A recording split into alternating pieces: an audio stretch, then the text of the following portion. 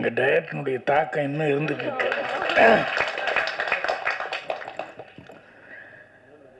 மக்கள் தலைவா இந்த திரைப்படத்தினுடைய இசை வெளியீட்டு விழாவுக்கு வந்திருக்கோம்.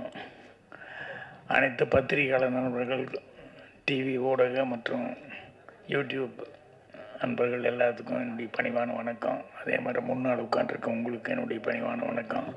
முன்னால் பேசிட்டு போனவங்க இன்னும் இங்கே உட்காந்துட்ருக்காங்க, அவங்க எல்லாத்துக்கும் என்னுடைய பணிவான வணக்கம் தெரிவிச்சுக்கிறேன். சோதிக்கிறதுன்னு சொல்லுவாங்கள்ல, அந்த மாதிரி கடைசியில் டைமே இல்லை அப்படின்ட்டாங்க, வேறு வழியும் இல்லை. அதனால் ஏற்கனவே நான் சொன்ன விஷயந்தான், அதாவது எந்த பூவோட வாசமும் காற்று எந்த திசையில் வீசுதோ அந்த திசையில் தான் பயணிக்கும், எந்த பூவோட வாசனம். ஆனால் ஒரு பூவோட வாசம் மட்டும் காற்றுக்கு எதிர் திசையிலையும் கூட வாசம் வீசும். அது என்னன்னா ஒரு மனிதனுடைய நட்பண்பு அப்படிங்கிறது தான். இது ரவி மரியா அவர்களுக்கு பொருந்தும்.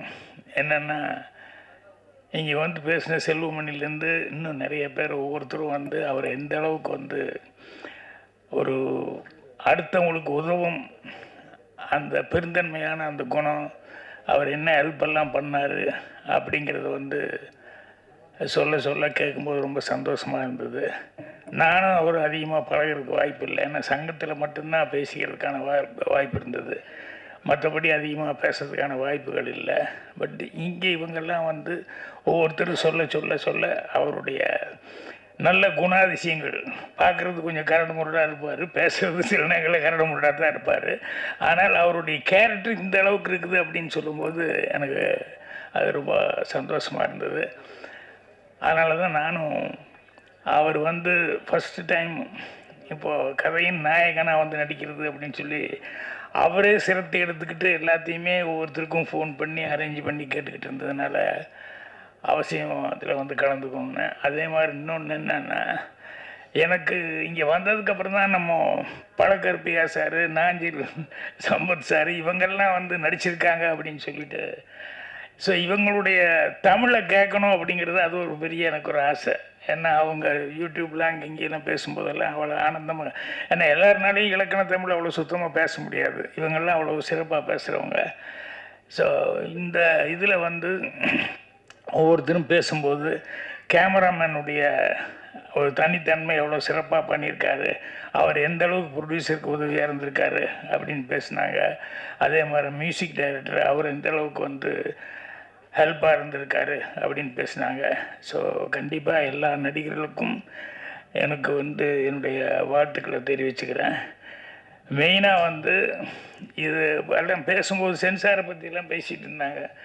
சென்சார்னா எனக்குன்னு பொம்பளையில் தனியாக சென்சாருக்கு அனுப்புனாங்க. என்னோடய படத்துக்குன்னு சொன்னோம்னா 4 பொம்பளைங்க ஒரு ஆம்பளை தான் வருவாப்புல. அது இவங்கெல்லாம் சென்சாரை பற்றி பேசும்போது நான் சிரிச்சுக்கிட்டே பார்த்துக்கிட்டு இருக்கிறேன். நான் மௌனகீதங்கள் ஒரு சீன் வச்சேன். ஆஃபீஸுக்கு புறப்பட்டு இருக்கும்போது அவன் பொண்டாட்டி சுகுணா சரிதா என்னங்க அப்படின்னு குடிச்சிட்டப்ப தான் வந்திருப்பாங்க, இந்த ஊக்கு மாட்ட முடியாது, அதனால் என்னங்க கொஞ்சம் இந்த ஊக்கு மாட்டி விடுங்க அப்படின்னு. அவன் ஆஃபீஸுக்கு போன நேரத்தில் அதை காண இதை காண தேடிக்கு இப்போ இதை மாட்டேன் அதை மாட்டேங்கிற அடடா, கழட்டுறதுனா மட்டும் ராத்திரியில் எவ்வளோ வேகமாக கழட்டுறீங்க. இது அந்த பொம்பளையை பிடிச்சிக்கிட்டாங்க. இல்லை அது சரியா இல்லை, என்ன சரியா இல்லைன்னு டபுள் மீனிங். இது டபுள் மீனிங் எல்லாம் டைரக்ட் மீனிங் ஒரே மீனிங் தான், இதில் என்ன டபுள் மீனிங் எனக்கு புரியலையே அப்படின்னு. இல்லை இது எப்படி அப்படின்னு, ஏம்மா இது என்ன புருஷன் பொண்டாட்டிக்குள்ளே தானேம்மா பேசிக்கிறாங்க, ரோட்டில் போகிறவங்க யாரோ ஒரு பொம்பளைகிட்ட போய் பேசணுமா? புருஷன் பொண்டாட்டிக்குள்ளே அந்தரங்கமாக அவங்க 2 பேரும் மட்டும் பெட்ரூமில் இருக்கும்போது பேசிக்கிறாங்க, இதில் என்ன தப்பு? நீ எதாவது கொடுக்குறதுனா ஏதாவது ஒன்று கொடு, ஆனால் இது பண்ணக்கூடாதுன்னு மட்டும் சொல்லக்கூடாது, அது எப்படி நீங்கள் அது சொல்லலாம் அப்படின்னு. இல்லை நீங்கள் 3 நாள் மேட்டர்லாம் வச்சுருக்கீங்க. ஆமாம்மா, நாட்டில் நடக்கிறது போல வச்சுக்கிட்டு தான் இருக்க முடியாது, அதுக்கு என்ன பண்ணுறது, இல்லை ஒன்றும் தப்பு ஒன்றும் இல்லையே, நான் சின்ன வயசுலேருந்து என்ன பார்த்துட்ருக்கணும் அது இது பண்ணுறேன். இல்லை நீங்கள் 3 நாள் கழித்து சினிமா கூப்பிட்டு போனேன், ஏன்டி அப்போ சொல்ல வேண்டியதானே, அது கடையில் வாங்கி கொடுத்தேனே அப்போ சொல்ல வேண்டியதானே அப்படி இப்படின்னு சொல்லிட்டு, இது ஒன்றுக்காக தானே அப்படின்னு சொல்லிட்டு இதில். ஆமாம்மா, பொம்பளைக்கு கோபம் வரத்தான் செய்யும். அவங்க என்ன நினச்சாங்க, ஏதோ பிரியமாக வெளியூர்லேருந்து என்ன கூப்பிட்டு போகிறேன்னு நினச்சான், இந்த மேட்டருக்காக தான் ரெடி ஆகிட்டு இருக்காரு அப்படின்னு சொல்லும்போது எந்த பொம்பளைக்கு தாங்கிக்க முடியும்? ஸோ அந்த மாதிரி சினிமாவில் வந்து சில காட்சிகள் வந்து வருதுங்கும்போது நேச்சுரலாக இருந்தது அப்படின்னு சொன்னோம்னா அது போராடி வந்து பண்ணிடலாம். பட் இவங்க இந்த டைப் இல்லை. ராம்தேவ் வந்து இப்போ வச்சுருக்கிறது வந்து பொலிட்டிக்கலாக வந்து வச்சுருக்காரு. அதனால் நான் அதிகமாக அந்த மாதிரி பொலிட்டிக்கல் இதில் போகணும். நம்ம பொலிட்டிக்கல் எல்லாம் இதுதான், குடும்ப மேட்டரில் தான் இருக்கும் என்னோடது. ஸோ அதனால் சென்சாருக்காக ஒன்றும் யோசனை பண்ணணுங்கிறதெல்லாம் இல்லை. எப்படி இருந்தாலும் அந்த போராட்டம் வரத்தான் செய்யும். அதில் எப்படியும் போராடி ஜெயிச்சு தான் ஆகணும், வேறு வழி இல்லை. அவர் பேசும்போது நமக்கு ஒரு டெம்டேஷன் வர அளவுக்கு ஒவ்வொருத்தர் பற்றியும் சொன்னார் ராம்தேவ். இவரை பற்றி அவரை பற்றி எப்படியெல்லாம் கூப்பிட்டோம், எப்படியெல்லாம் நடிக்க வச்சோம், அப்படி இப்படின்னு சொல்லிட்டு இதில் அவருடைய டேலண்ட்டு தான் தெரியுது. எப்படியெல்லாம் ஒவ்வொருத்தரையும் ஐஎஸ் பண்ணி அவர் வந்து நடிக்க வச்சுருப்பாருன்னு. இதில் 2 பேர்த்துக்கு ரொம்ப நன்றி சொல்ல வேண்டியது. ஒன்று வந்து தயாரிப்பாளர் சரவணன் அவர்களுக்கு. என்னென்னா, அவர் ஒரு படம் நின்று போச்சு அப்படிங்கும்போது இது நமக்கு தேவையா அப்படின்னு நினைக்காம, ஐயோ ஒருத்தன் வந்து கஷ்டப்படுறான், பாதியில் நிறுத்திடணும், இதை எப்படியாவது நம்ம கரையேற்றி கொடுக்கணும் அப்படின்னு சொல்லிட்டு அந்த ஒரு பிராட் மைண்டோட அவர் வந்து வியாபாரம் அப்படிங்கிறது மட்டும் நினைக்காம ஒரு மனிதன் வந்து ஒன்று ஆரம்பிச்சு தான் இவ்வளோ தூரம் ஆகிருக்கு, சரி நம்ம எப்படியாவது கரையேற்றி விடுவோம் அப்படின்னு சொல்லி சொன்னது அவருக்கு. அப்புறம் இதுக்கு விநாயகர் சொல்லி போட்டது நம்ம ஆள் யார், ரங்கநாதன். முதல்ல கதையை வந்து சொன்னோடனே அவர் சந்திரசேகர் சார்கிட்ட கொண்டு போய் கொடுத்து அவர்கிட்ட சொல்லி எல்லாமே சொல்லி, ஸோ ஒரு சிறப்பான படத்துக்கு வந்து இவங்க எல்லாம் உதவி பண்ணியிருக்காங்க. இவங்க எல்லாத்துக்குமே என்னுடைய மனமார்ந்த நன்றியும் வாழ்த்துக்களையும் வந்து நான் தெரிவிச்சுக்கிறேன். அவங்க சொன்னதில் வச்சு, அவங்க பேசுனது வச்சு படம் வந்து கண்டிப்பாக இந்த நேரத்தில் வந்து இந்த மாதிரி பொலிட்டிக்கல் சட்டையர் படம் வந்தது அப்படின்னு சொன்னோம்னா எதிர்பார்ப்பு கூடுதலாக தான் இருக்கும். அது சிரிச்சுக்கிட்டு காமெடியாக சொல்லும்போது கண்டிப்பாக எல்லாத்துக்கும் பிடிக்கிற மாதிரி தான் இருக்கும். அதனால் ரவி மரியா அவர்களுக்கு என்னுடைய மனமார்ந்த வாழ்த்துக்களை வந்து நான் தெரிவிச்சுக்கிறேன். அவர் கேரக்டர் படத்துட்டு இப்படி என்னன்னு தெரியல, பட் இங்கே எல்லோரும் பேசுனதை வச்சு அவர் கேரக்டர் பாடும்போது அதுவே அவருக்கு பெரிய பேரும் புகழையும் வாங்கி கொடுக்கும். அவர் எனக்கு என்னுடைய மனமார்ந்த நல்வாழ்த்துக்கள் எல்லாத்துக்கும் தெரிவிச்சுக்கிறேன். நன்றி, வணக்கம். Thank you sir. So photos. நன்றி உரை நான் தான் சொல்லணும். இந்த விழாவிற்கு வந்திருந்த அனைத்து நல்ல உள்ளங்களுக்கும், திரையுலக பிரபலங்களுக்கும், குறிப்பாக இந்த படத்தில் எனக்கு கதாநாயகன் அந்தஸ்து வழங்கிய இயக்குனர் ராம்தேவ் அவர்களுக்கும், தயாரிப்பாளர் கவிதாலய சரவணன் சார் அவர்களுக்கும் பேச்சளவு நன்றியாக இல்லாமல் செயலளவில் எதிர்காலத்தில் இருப்பேன்னு சொல்லி அனைவருக்கும் நன்றி கூறி விடைபெறுகிறேன். நன்றி, வணக்கம். ஃபோட்டோஸ் அண்ட் வீடியோஸ் மட்டும் எடுத்துடலாம். காசன் க்ரூவோட ஃபோட்டோஸ்க்கு எழுந்து நிற்குமாறு கேட்டுக்கொள்கிறேன். நேரலைன்னு சொல்கிறாங்க, நானும் பேசுகிறதுக்கு நேரம் இல்லை. இருக்கு இங்கே வந்திருக்க பத்திரிக்கைக்கார அண்ணங்க, அதே மாதிரி தொலைபேசி அண்ணங்க எல்லாத்துக்கும் மத்தியானமே வந்துட்டேன். இரவு வணக்கத்தை நான் சொல்லிக்கிறேன். ஏன்னா எப்படி ஓடி ஈடி அடையிறதுக்கு லேட் ஆகும் அப்படின்னு. அதே மாதிரி இந்த படத்தோடைய ப்ரொடியூசரு அண்ணே கவிதாலயா சரவணனை வந்து தேனியோடைய மன்னன், சினிமாக்காரவங்களுக்கு பெரிய அண்ணன், எல்லோத்துக்கும் போகிறவங்களுக்கு அவங்க வீட்டில் நல்ல உணவு கொடுத்து ஒரு பெரிய திருப்பதி படம் கொடுத்து விடுவார். அது இன்னைக்கு வரைக்கும், ஏன்னா முத எனக்கும் பேரரசு சித்தப்பாவுக்கும் திருப்பதி படம் கொடுத்தாரு. அவர் தலைவர் ஆகிட்டார். நான் இன்னும் தலைவன் ஆகாமல் இருக்கேன். அடுத்து ஆயிருவேன் பெரிய தலைவராக. ஏன்னா மக்கள் தலைவரில் வந்து நான் நடிச்சிருக்கேன்ல, அதனால் நிச்சயம் பெரிய தலைவனாகிடுவேன். அதே மாதிரி ராம்தேவ் மனுஷன் ஒருத்தர் வேணும்னா ராதாரவியன் சொன்னது மாதிரி 3 மணிக்கு போன் அடிப்பாருங்க. அண்ணே எங்கே இருக்கீங்க அப்படின்னு. பஸ் ஷாட்டு உங்களுக்கு 4 மணிக்கு நீங்கள் அந்த பாருக்கு வந்துருங்க. நான் 4 மணிக்கு நான் போய் நானும் வெயிட் பண்ணி பார்க்குறேன். யாருமே பாரும் துறக்கிறாப்புல இல்லை, கடையும் ஓப்பன் ஆகலை. என்னடா நம்மளை வர வச்சுட்டு இந்த ஆள் யாருமே வரலையே அப்படின்னு. அதுக்கப்புறம் அப்படின்னு கதவை தட்டினேன். அந்த பாரில் போய் தட்டவும் அன்னைக்கு இவ்வளவுக்கும் ஒயின் ஷாப் லீவு. கதவை போய் தட்டவும் அவன் வந்து உள்ள இருந்து இப்படி பார்த்துட்டானே, இன்னைக்கு பிளாக்ல சரக்கு ஓடாதுனே. ஐயோ, நான் சரக்கு வாங்க வரலையா, நடிக்க வந்திருக்க, டைரக்டர் உள்ள இருக்காரா, வர சொல்லியா அப்படின்னு. டைரக்டர் அவன் தூங்குலேயே இருப்பான், துரும்புலேயே இருப்பாயா, அங்கிட்டு சந்துக்குள்ள சுத்திக்கிட்டு இருப்பாப்புல, கூப்பிடியா அப்படின்னு. அதுக்கப்புறம் அண்ணே நம்ம ஜெயக்குமார் அண்ணே எனக்கு ஃபோன் அடிக்கிறாரு, அண்ணே அங்கேயே இருங்க, இந்த சாவி வாங்கிட்டு வந்துரு, இப்போ திறந்து உள்ளே எடுத்துருவோம். சரி அப்படி சொல்றியேனே, நானும் வந்து ரொம்ப நேரம் டயர்டாயிருச்சு, காலையிலே குளிச்சு சாமி நான் சிவன் கோயிலில் போய் சாமி மட்டும் வந்துட்டு ஒரு 2 பீர் மட்டும் கூலிங்க எனக்கு கொடுக்க சொல்லுங்க, இப்போ எனக்குள்ள குடிச்சுக்கிட்டே இருக்கேன், வந்து உள்ள நடிச்சுக்கிடலாம் அப்படின்னு. உன்னை பார்த்து அவர் சிரிச்சார், அண்ணே இன்னைக்கு கடையெல்லாம் திறந்து வியாபாரம் பண்ணக்கூடாதுன்னு அப்படின்னு. ஏங்க ஏற்கனவே பேரரசு சித்தப்பா வந்தாரு, திறந்து விட்டிய, ஒரு 10 ரூபா பாட்டிலுக்கு பேசினாரு, இப்போ எனக்கு ஏன் திறந்து விட மாட்டிய?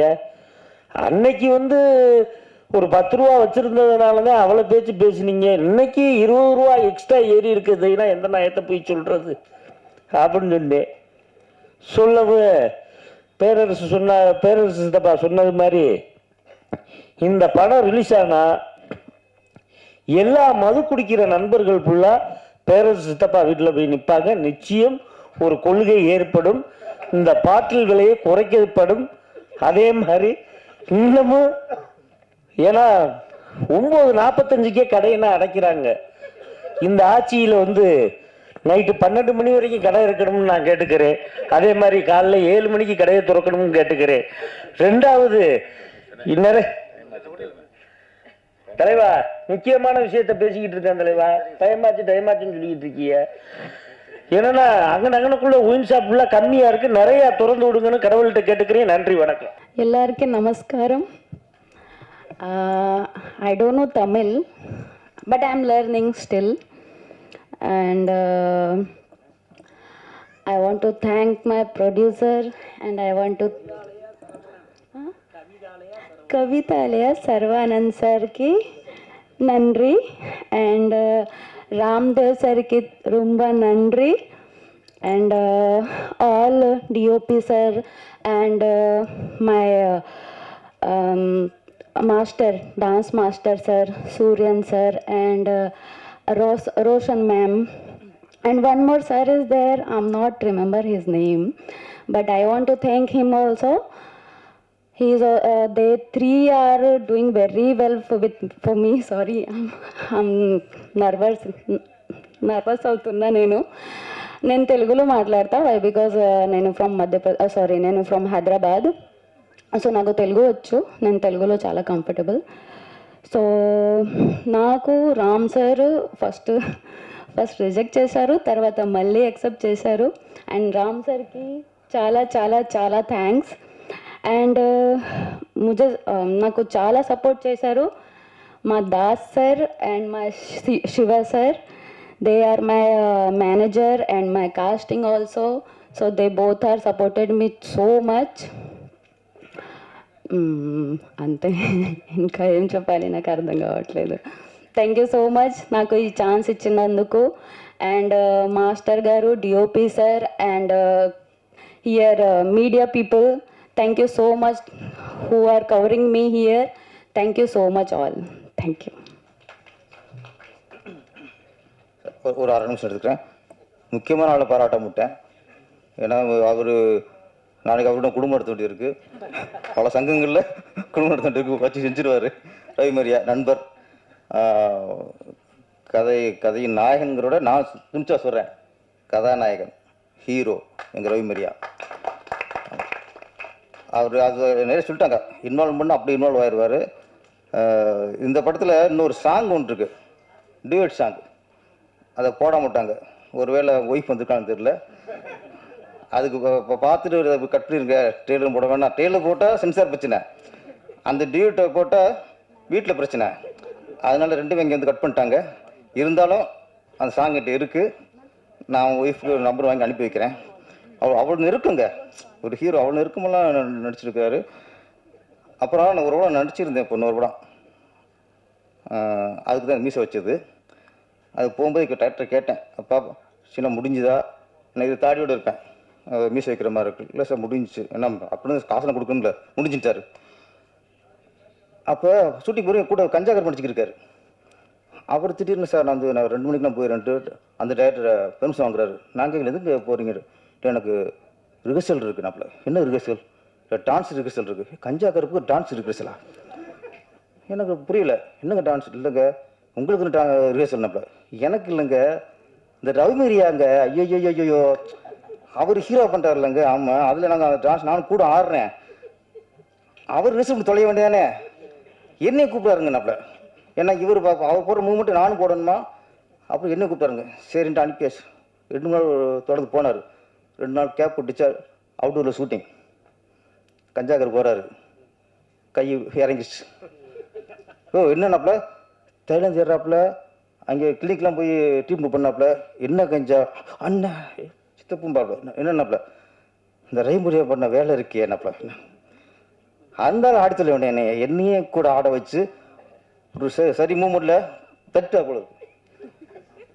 அவர் ஹீரோ ஓகே, அவர் ஃபோர்ஸ் ஆடிட்டார், நான் கீழே விழுந்துட்டேன், முடிஞ்சு கதைன்னார். ஏன்னா